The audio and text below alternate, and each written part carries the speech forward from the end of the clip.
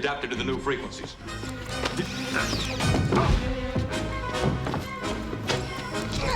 The Borg are known for being the most formidable villains in the entire Star Trek franchise. Their catchphrase, "Resistance is futile," is enough to send chills down one's spine, because resistance is often futile. As far as this iconic antagonist is concerned, the unique and deadly species first appeared in Star Trek The Next Generation TV series and have since been featured in several Star Trek movies and spin-off series, thanks to their immense popularity. In today's video, we will dive deep into their history and origins. Intrigued? Keep watching. Before we go into our explanation, we have a very small request. If you like our content, please support us by subscribing to our channel. This is a small click for you, but for us, it means a lot. Thank you. Let's begin.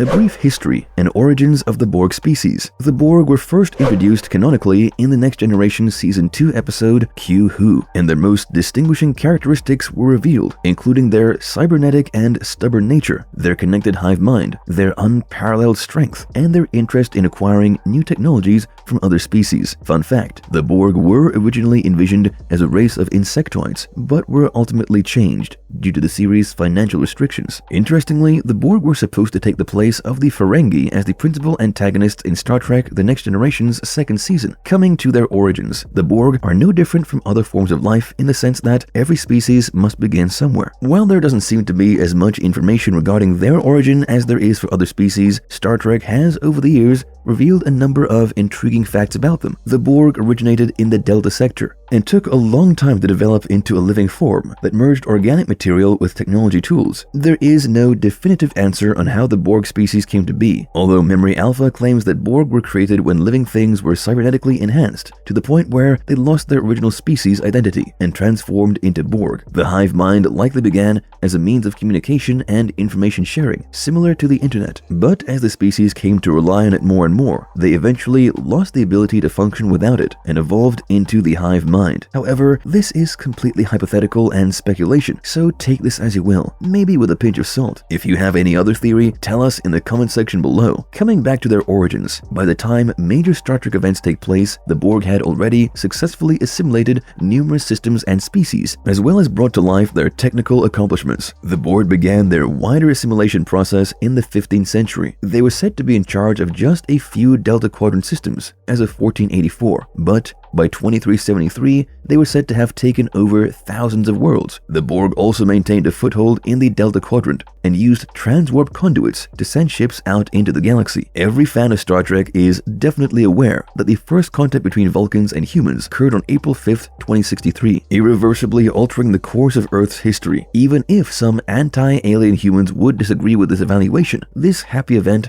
has a second aspect to it. Additionally, it marks one of the Borg's biggest setbacks. In the beginning, the Borg were able to halt the first contact, alter mankind, and assimilate everyone. Additionally, Captain Picard and his team traveled across time to assist Zefram Cochrane, the man who created the warp engine, in repairing his ship so that first contact would take place as planned. The crew of the Enterprise also engaged in perilous combat with the Borg inside the ship, which resulted in some human losses. The encounter between Captain Picard and Lieutenant Data and their victory over the Borg Queen is the most enduring image in the minds of all die-hard Star Trek fans. Further notably, Captain Picard was assimilated by them in late 2366, and while it initially appeared like a routine event to the Borg, it would ultimately go on to backfire on them. The crew of the Enterprise was able to release Picard from the Borg, and the connection that remained between him and the Borg gave him the ability to thwart the Borg's future goals. For instance, this occurred in 2373, when Captain Picard used the connection to identify a flaw in a Borg cube's shield matrix, and then communicated the discovery to the rest of the fleet defending Earth from the Borg onslaught. This indicates that the Borg put themselves at a tactical deficit by assimilating Picard when they did. At some point in their shared history, the Borg invaded the El-Orion home system, swarming across it, scattering its native population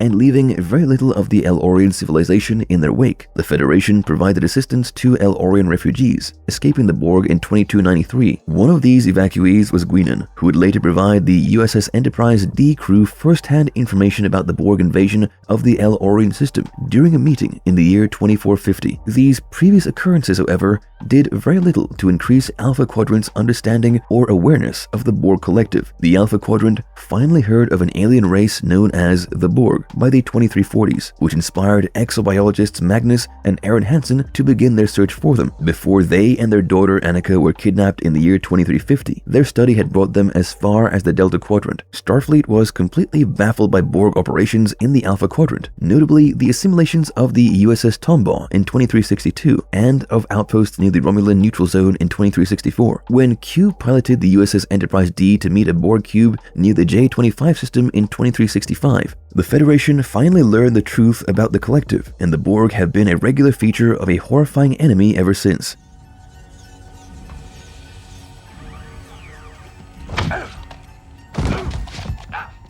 The two main standoffs between Starfleet and the Borg. The standoffs between Starfleet and the Borg are incredibly intense and span multiple story arcs. In fact, two ships in the Starfleet have had rather nasty encounters with these formidable foes, notably in the film Star Trek First Contact and in the TV show Voyager. The Enterprise in Star Trek First Contact comes upon a Borg sphere that intends to travel across time and take over Earth. Thankfully, before the sphere gets the opportunity to execute their plan, they're able to eliminate it. But before the sphere is eliminated, a few Borg drones succeed in jumping on board the Enterprise and successfully start to assimilate the existing starship crew. The Borg Queen, who is the mouthpiece of the Borg hive mind collective, is notably first introduced to viewers in this movie. Thanks to this discovery, the Enterprise crew comes to the conclusion that the Queen must be slain in order to put a stop to the Borg once and for all, sort of like severing the main connection, in hopes that that would put a stop to the rest of them. In hindsight, their theory was wrong, but at the time, it seemed like a good idea, and who can blame them? It is only much later that they learn that it is not so easy to defeat the Hive. Coming back to the events of First Contact, at the conclusion of the story, they do succeed in killing the Borg Queen. Data and Picard's combined efforts were what was crucial in achieving this feat. By flooding the vessel with plasma coolant,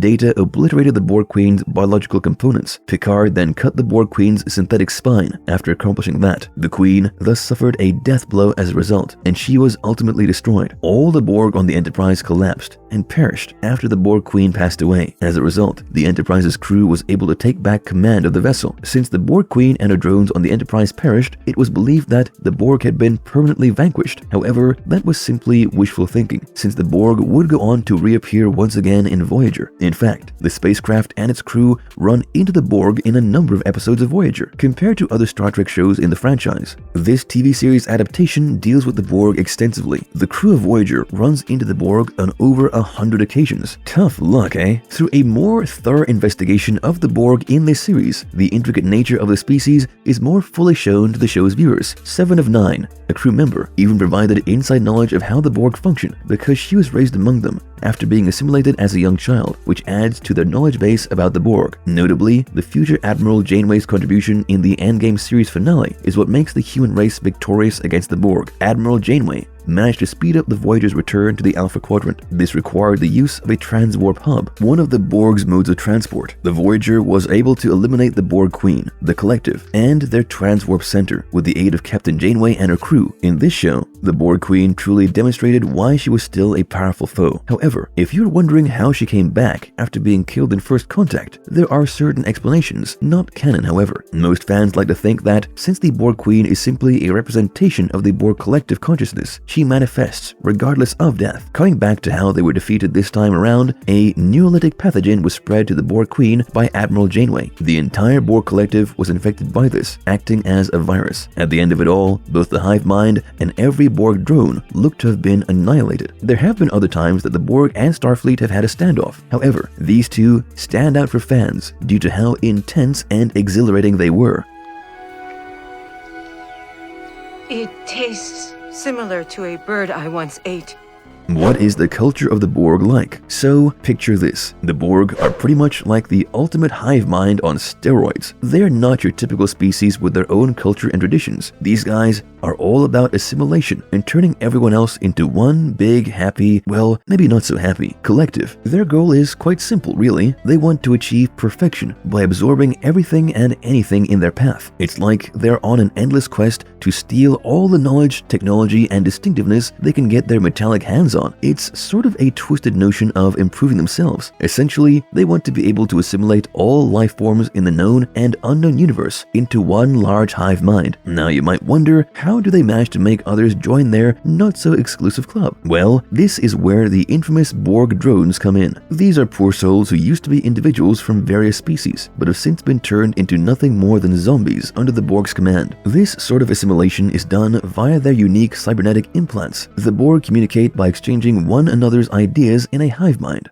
Via their cybernetic implants, these billions of voices will overwhelm the drone after integration, suppressing any individual thought and defiance of the collective's agenda. Furthermore, like any other hive, they also have a queen Borg, one might say, and she is the physical manifestation of the hive mind, the spokesperson of the collective consciousness. So they do have some sort of a hierarchy in this sense. The main principle of Borg philosophy is to complement the biological and technical individuality of the Borg. The collective pursues its concept of perfection in this way. All other goals are judged unimportant. As a result, Borg drones only perform their assigned tasks and undergo regeneration, and it is a cycle of rinse and repeat. Further, they have no room for names or individuality. Instead, they are known by their designations, a cold system that simply describes their position within the group. So you'll hear stuff like third of 5 being thrown around on their ships. To make things clearer, they sometimes also add a drone's function to their designation, like 7 of 9, tertiary adjunct of Unimatrix 01. It is like calling them by their serial number. Talk about impersonal. Surprisingly, the Borg are not all about every man for himself. When a drone got injured